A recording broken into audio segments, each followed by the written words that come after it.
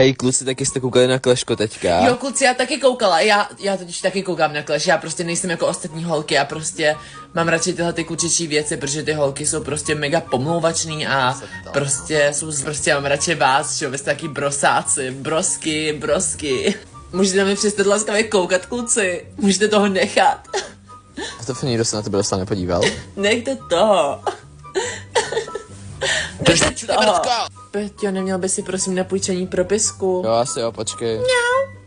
Co to kurva bylo? Promiň, já občas mňoukám. Jsem taková kočička.